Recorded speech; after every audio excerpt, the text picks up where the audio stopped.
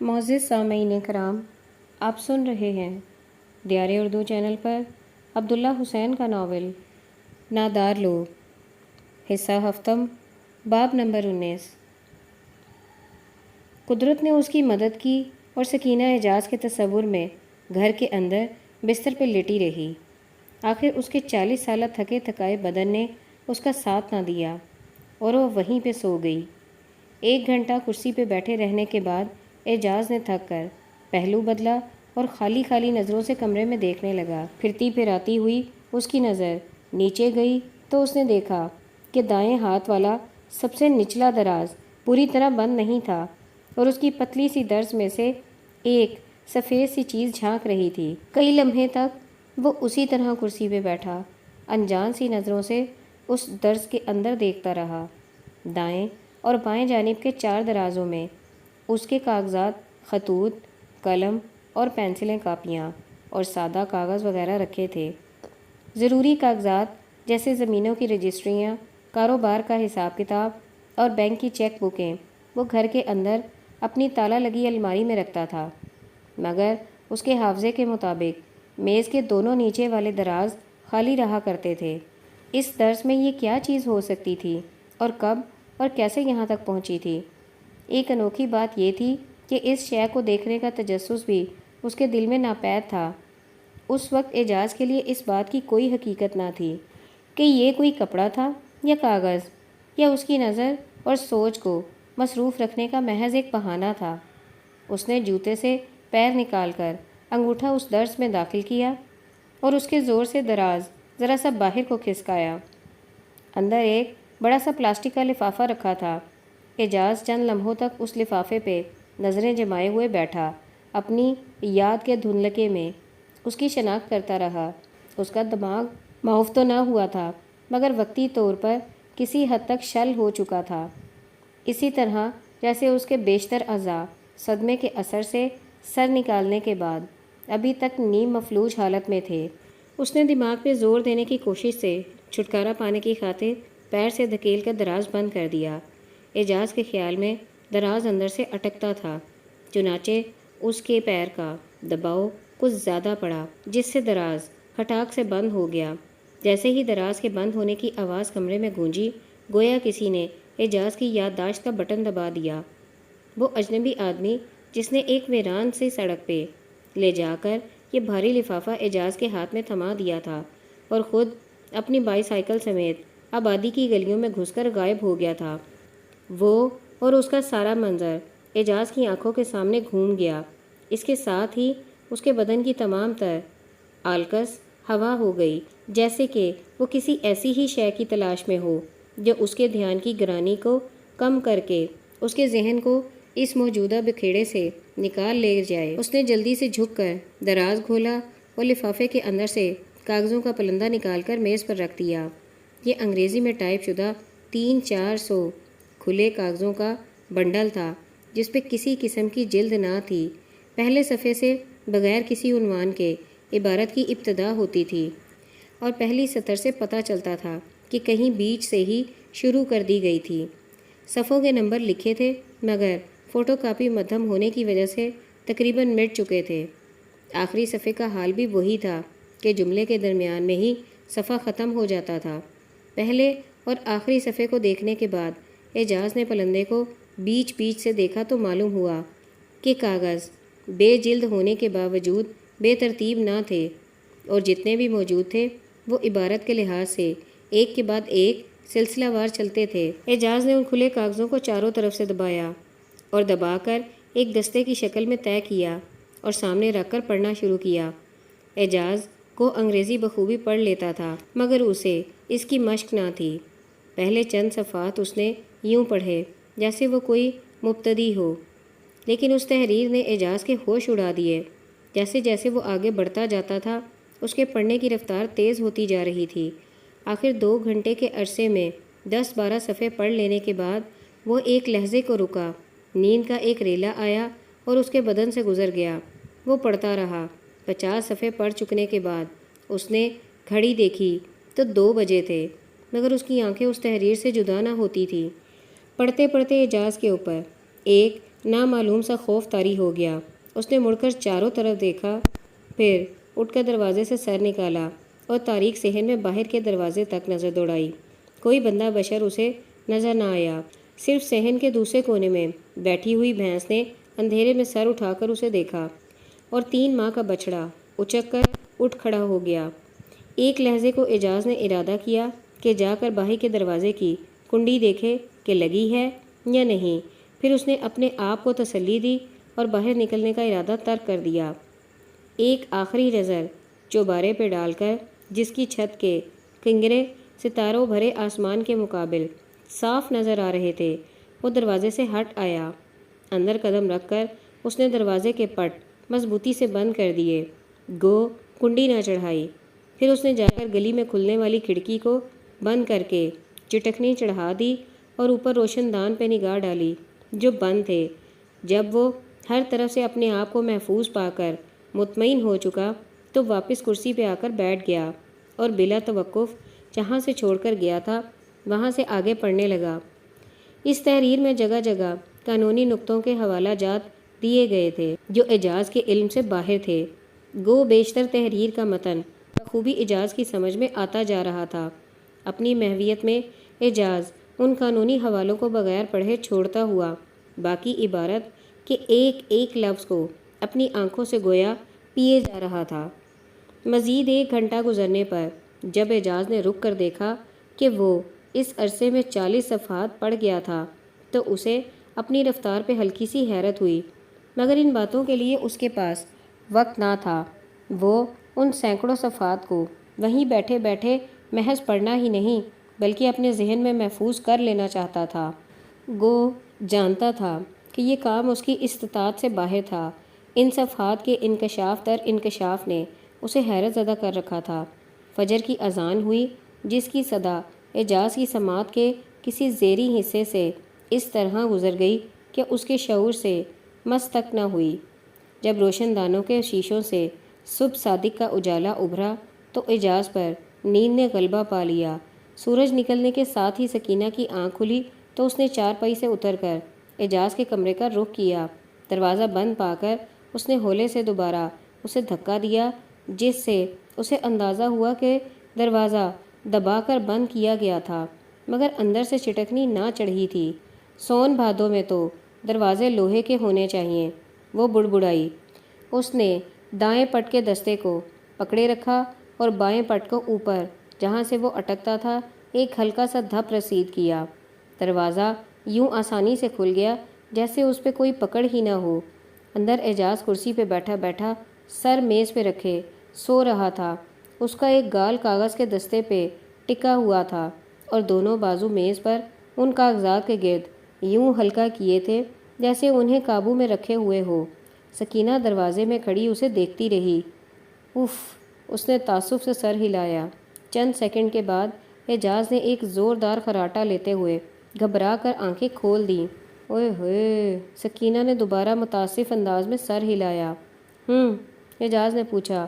وہ لاعلم نظروں سے سکینہ کو دیکھے جا رہا تھا جیسے اس کو پتہ نہ چل رہا ہو کہ وہ کہاں پر تھا اور گرد و پیش کیا ہو رہا تھا۔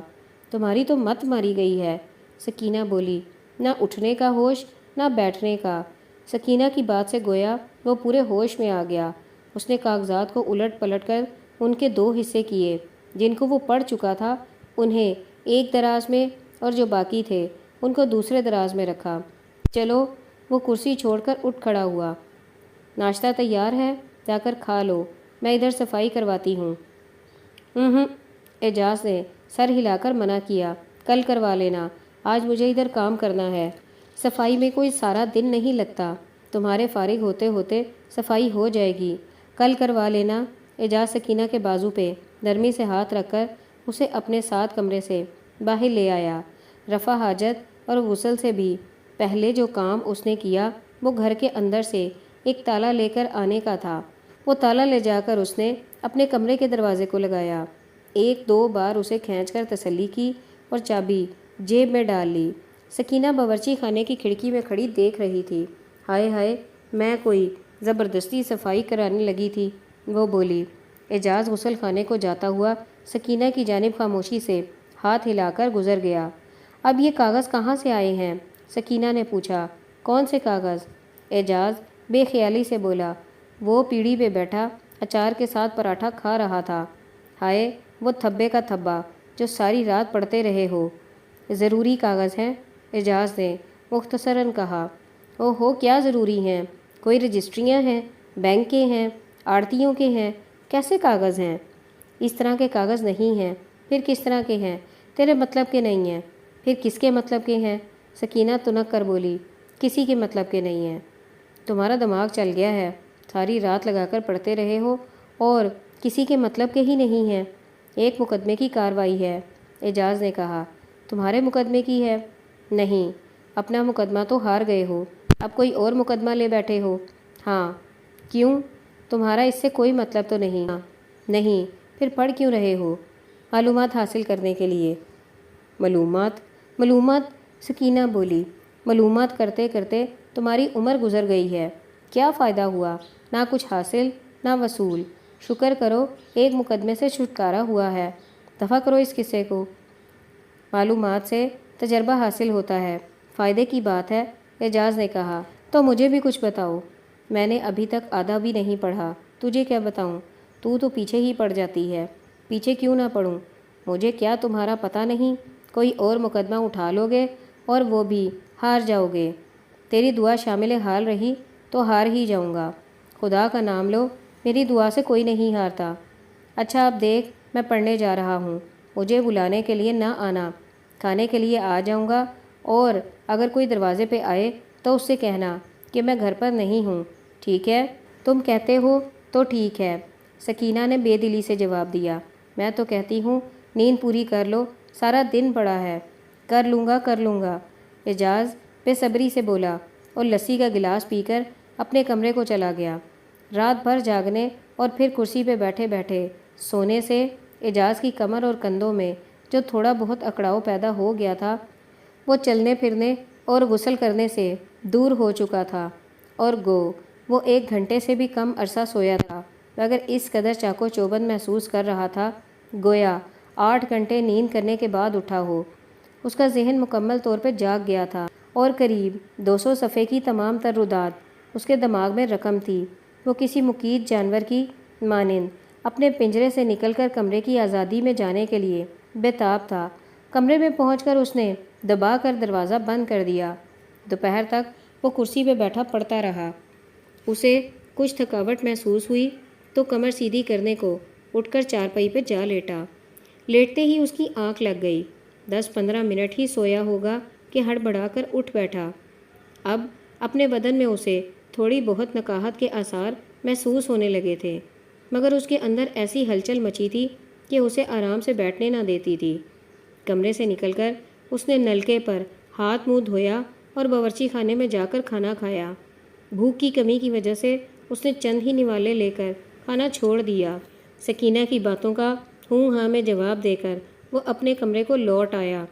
100 کم تعداد میں صفحے پڑھنے کے لیے رہ گئے تھے اور فطرت کے ساتھ اعجاز کی جنگ جاری تھی۔ پیٹ میں پڑی خوراک اعصاب پہ نیند کے جھونکے لیے آ رہی تھی، مگر وہ تھا کہ اس تحریر میں جٹا تھا۔ 1-2 بار وہ اٹھ کر چارپائی پہ جا لیٹا، 5-10 منٹ سویا اور پھر جاگ اٹھا، گویا ان پڑھے اوراق کو ہاتھ لگ گئے ہوں اور وہ اشارے کر کے اسے اپنی طرف بلا رہے ہوں۔ ساتھ ہی ایک اور آفت بھی اس پہ نازل ہو رہی تھی۔ جوں جوں وہ اس تحریر کو پڑھتا جا رہا تھا، اعجاز کا ذہن بدیع الزماں کی موت کے واقعے سے دور ہو جانے کی بجائے مزید اس کے اندر اور اس سے متعلقہ واقعات میں الجھتا چلا جا رہا تھا۔ ان صفحات کے بیان کا اعجاز کے حالیہ واقعات سے براہ راست کوئی تعلق نہ تھا، مگر ایک اندرونی خلفشار تھا جس نے گویا کینچوے کی مانند اپنی باہیں پھیلا کر ان واقعات کو اپنی لپیٹ میں لے لیا تھا، اور ان کاغذات پہ پھیلے ہوئے سینکڑوں کردار اعجاز کی اپنی زندگی کے کرداروں میں مدغم ہوتے چلے جا رہے تھے۔ ان کا ذہن 2 مستقل سطحوں پر کام کر رہا تھا۔ ایک سطح پہ اس مقدمے کے کردار تھے جو اس مسودے میں بند تھے، دوسری سطح پر بدیع الزماں، جج محمد حسین تارڑ، خواجہ معراج، حاجی کریم بخش، شیخ سلیم اور دوسرے درجنوں لوگ تھے، اور یہ دونوں فریق کسی عجیب و غریب کیمیائی عمل کے تحت ایک دوسرے میں گڈ مڈ ہو گئے تھے۔ فرق صرف یہ تھا کہ اس مسودے کے کرداروں کے چہرے بے شناخت تھے، جبکہ اعجاز کے اپنے لوگوں کی شکلیں نہایت واضح طور پر اس کے ذہن کی آنکھوں کے سامنے سرگرم عمل تھیں۔ اس انتشار کے بیچ اعجاز اس مسودے کو پڑھتا چلا جا رہا تھا اور اس کے کرداروں کی صورتیں صرف ان کے ناموں کی مناسبت سے اپنے ذہن میں وضع کرتا جا رہا تھا۔ مثال کے طور پر اگر کسی شخص کا نام محمد امین تھا تو اعجاز کے ذہن میں ایک نہایت دیانت دار چہرے والے آدمی کی شکل ابھر کر آتی تھی، اور اسی طرح اعلیٰ حظ القیاس عصر کے وقت وہ آخری صفحے تک جا پہنچا۔ ختم کرتے کرتے اعجاز کو احساس ہوا کہ اس نے اس مسودے کی کارروائی کا 1/4 حصہ بھی نہیں پڑھا۔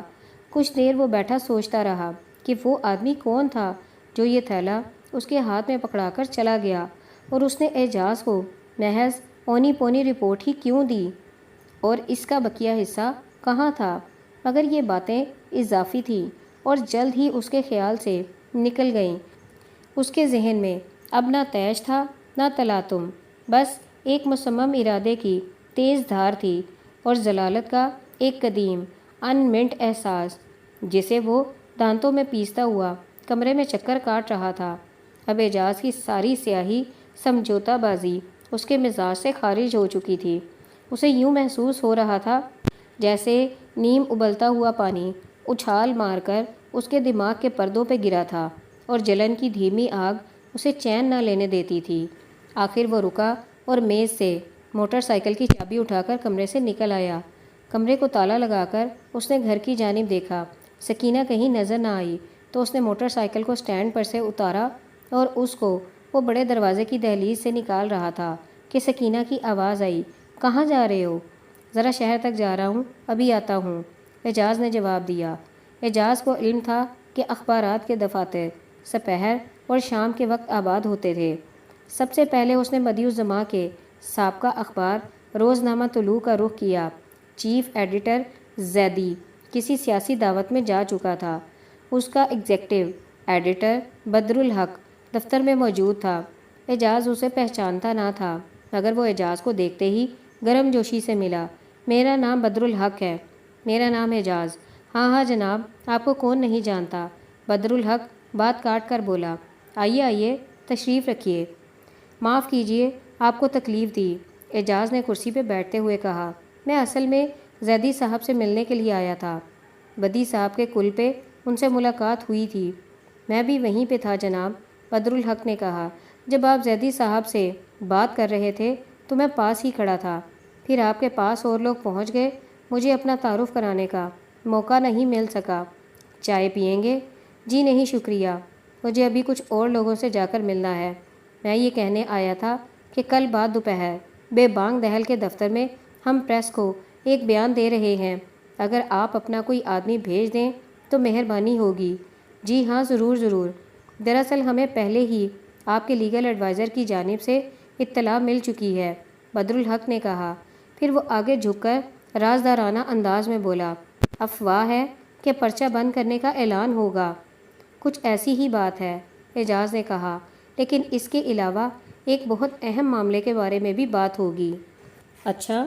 بدر الحق کی آنکھوں میں ایک پرانے رپورٹر کی سی چمک پیدا ہوئی، جیسے بلی کو گوشت کی خوشبو آ جائے۔ کس بارے میں؟ اعجاز ایک لحظہ توقف سے بولا، یہ آپ کل ہی پہ چھوڑ دیں تو بہتر ہے۔ درست درست، بدر الحق نے کہا، مگر پیچھا نہ چھوڑا، نہایت اہم معاملہ لگتا ہے۔ جی ہاں، اس صورت میں خود آؤں گا، آپ فکر نہ کریں، ایک پیالی چائے پی لیں، اس دفتر میں چائے ہر وقت تیار ملتی ہے۔ بدر الحق ہنسا۔ جی بہت شکریہ، اب میں اجازت لوں گا، مجھے اور جگہوں پہ بھی جانا ہے۔ اگر آپ کہیں تو میں اپنے جاننے والوں کو بھی خبر کر دوں؟ کر دیں تو آپ کی نوازش ہوگی، اعجاز نے کہا۔ گو اسے پتہ تھا کہ خبر کے سلسلے میں ایک اخبار نویس دوسرے کو اطلاع نہیں دیا کرتا۔ اچھا، تو آپ نے کہا کہ نہایت اہم معاملہ ہے، بدر الحق نے اصرار جاری رکھا۔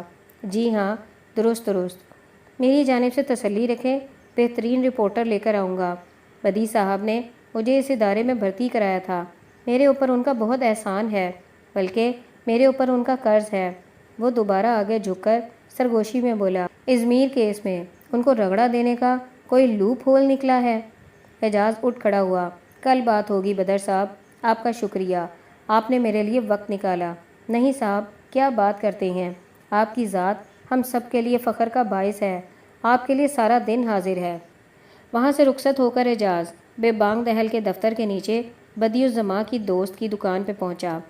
وہاں سے اس نے 2 پریس رپورٹروں کو فون کیا جن سے اس کا رابطہ رہ چکا تھا۔ پھر وہ واپس گھر آ گیا۔ رات کا کھانا اس نے خاموشی سے کھایا۔ سکینہ نے اس کا مزاج دیکھا تو خود بھی چپ ہو رہی۔ کھانے کے بعد اعجاز نے نلکے پہ جا کر کلی کی اور منہ پہ ٹھنڈے پانی کے چھینٹے مارے۔ وہاں سے وہ سیدھا اپنے کمرے میں آ گیا۔ بتی جلا کر اس نے دروازہ اندر سے بند کر لیا۔ کرسی پہ بیٹھ کر وہ اس بھاری مسودے کے کاغذوں کو الٹنے پلٹنے لگا۔ 3-4 مختلف جگہوں پہ اس نے پینسل سے نشان لگائے۔ اس کے بعد ایک دروازہ کھول کر 2 فل اسکیپ سادہ کاغذ اور فاؤنٹین پین نکالے۔ کاغذوں کو میز پر جما کر اس نے فاؤنٹین پین کھولا تو اس میں روشنائی ختم ہو چکی تھی۔ اس نے دوبارہ دراز کھول کر نیلی روشنائی کی شیشی نکالی تو وہ بھی خالی تھی، صرف اس کے پیندے میں خشک سی تہ جمی تھی۔ اسے یاد آیا کہ فاؤنٹین پین استعمال کیے ہوئے اسے کئی ماہ ہو چکے تھے۔ سارے دراز کھول کر اس نے آگے پیچھے ہاتھ مارے، مگر اس وقت اس کو کوئی اور قلم نہ ملا۔ اس نے دل میں اپنے بیٹوں کو کوسا جو اس کے قلم غائب کر دیا کرتے تھے۔ پینسل جو میز پہ رکھی تھی اس کا سکہ گھس چکا تھا۔ اعجاز نے جیبی چاقو سے پینسل تراشی تو جو سکہ اندر سے برآمد ہوا وہ ٹوٹا ہوا نکلا اور اس کی انگلیوں سے پھسل کر زمین پہ جا گرا۔ اعجاز نے دوبارہ پینسل تراشنی شروع کی۔ سنبھل کر نرمی سے چاقو کو لکڑی پہ چلاتے ہوئے اعجاز کی ناک میں تازہ تراشی ہوئی گلابی لکڑی کی تیز چوبی سی بو چڑھی اور اسے یاد آیا کہ کسی پینسل کو تراشے ہوئے بھی اسے ایک عرصہ ہو چکا تھا۔ کئی برس سے وہ لکھنے کا کام اب بال پوائنٹ سے کیا کرتا تھا جو اس وقت دستیاب نہیں تھا۔ اعجاز نے پینسل کو ناک کے قریب لا کر اس کی مانوس بو کو سونگھا اور کئی منٹ تک سونگھتا رہا۔ پھر اس نے سکے کی نوک تراشی اور کاغذ سیدھا کر کے پینسل تھام کر مسودے کے اندر سے وہ پہلا پیرا نکالا جس پہ اس نے نشان لگا رکھا تھا۔ اردو میں ترجمہ کرنے کی خاطر وہ دیر تک اسے پڑھتا اور سوچتا رہا، پھر سادے کاغذ پر آہستہ آہستہ لکھنے لگا۔ آدھی سطر لکھ کر اس نے دوبارہ اسے پڑھا اور پینسل ایک طرف رکھ دی۔ عبارت گو واضح طور پر پڑھی جا سکتی تھی، مگر کسی وجہ سے اعجاز کی تسلی نہ ہوئی۔ اسے کچھ ایسا احساس ہوا کہ پینسل کے عارضی اور مٹ جانے والے الفاظ اس تحریر کی حرمت کو زگ پہنچاتے تھے کہ جیسے پینسل کی لکھائی اس عبارت کی توہین کر رہی ہو۔ چند منٹ تک سوچنے کے بعد وہ اٹھا اور خالی دوات اٹھا کر صحن میں نکل گیا۔ نلکے پہ جا کر اس نے ایک بار اسے چلایا اور اوک میں تھوڑا سا پانی بھر لیا۔ پھر اس نے ہاتھ دوات کی منہ پہ رکھ کر انگلیاں ڈھیلی چھوڑیں تو پانی قطرہ قطرہ کر کے دوات میں گرنے لگا۔ دوات کی تہہ میں جمی ہوئی ٹکڑیاں پانی میں حل ہونے لگیں۔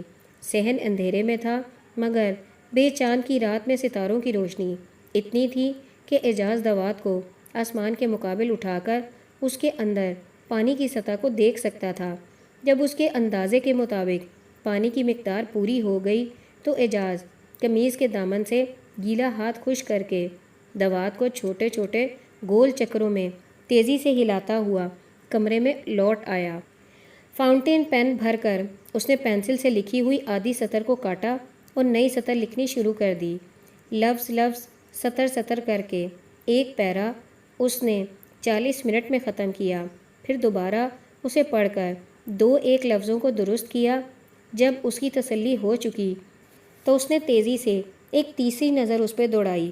نیلی روشنائی میں اپنے اصلی رنگ کی شوخی اور گہرائی نہ رہی تھی، مگر اس کی ان منٹ خاصیت نے عبارت میں جو وزن پیدا کیا تھا اس سے اعجاز کے دل کو اطمینان حاصل ہوا۔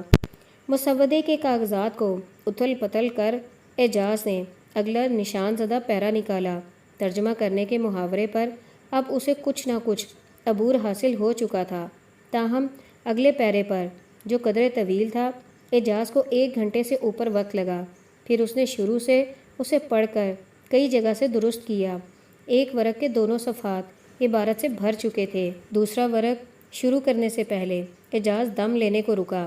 چند منٹ کے بعد مسودے کے اندر سے تیسرا پیرا نکال کر جب اس نے نیا صفحہ شروع کرنے کا ارادہ کیا تو دیر تک فاؤنٹین پین کو ہاتھ میں تھامے بیٹھا رہا۔ پھر اچانک اس نے سر کو ایسے انداز میں جنبش دی گویا اپنے آپ سے کہہ رہا ہو، کافی ہو گیا۔ اس نے خالی ورق کو واپس دراز میں رکھا، عبارت والے ورق کو دوہرا چوہرا کر کے اپنے بٹوے میں داخل کیا اور اٹھ کر دروازہ کھول دیا۔ باہر ساون کے موسم کا حبس لگا تھا۔ سکینہ پہلو پہ لیٹی تھی اور دونوں لڑکے قمیض اتارے اپنی اپنی چارپائیوں پہ سیدھے پڑے گہری نیند سو رہے تھے۔ اعجاز نے میز سے مسودہ اکٹھا کر کے اسے اس کے تھیلے میں رکھا اور اوپر مضبوطی سے گانٹھ دے کر تھیلے کا منہ باندھ دیا۔ اسے لیے وہ صحن میں آ کھڑا ہوا۔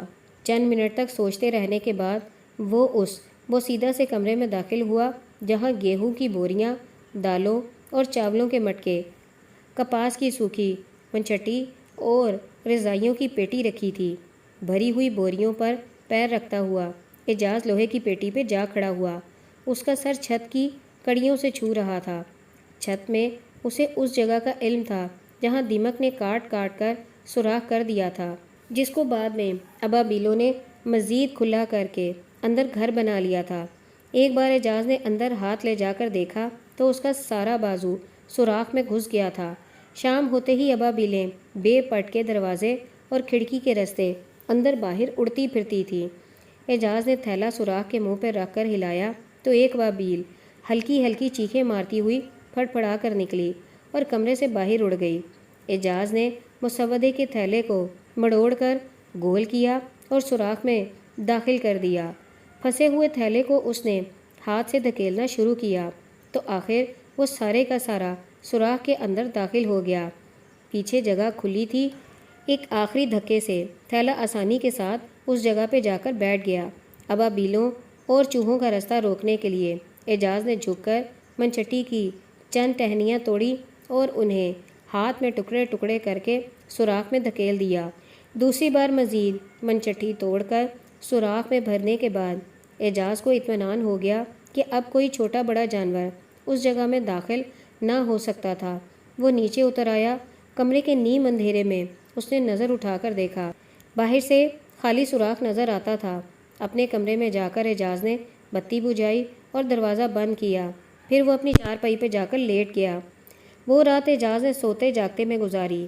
کبھی گہری نیند میں خراٹے لینے لگتا، کبھی ہڑبڑا کر اٹھ بیٹھتا۔ صبح جب وہ اٹھا تو اس کے پٹھوں میں جگہ جگہ درد اٹھ رہا تھا، جیسے میلوں چل کر آیا ہو۔ مگر نہانے اور ناشتہ کرنے کے بعد وہ اپنے آپ کو چوکس محسوس کرنے لگا۔ قریب 1 گھنٹے تک گھر میں ادھر ادھر پھرنے اور سکینہ اور لڑکوں سے باتیں کرنے کے بعد اسے پھر نیند محسوس ہونے لگی۔ وہ جا کر چارپائی پہ لیٹ گیا۔ 3 گھنٹے تک وہ وہاں پہ گہری نیند سویا رہا۔ جب اٹھا تو اس کا ذہن حیرت انگیز طور پر شفاف اور خاموش تھا، جیسے پتجھڑ کے موسم کی دوپہر ہو۔ دن کا کھانا کھا کر وہ گھر سے نکل گیا۔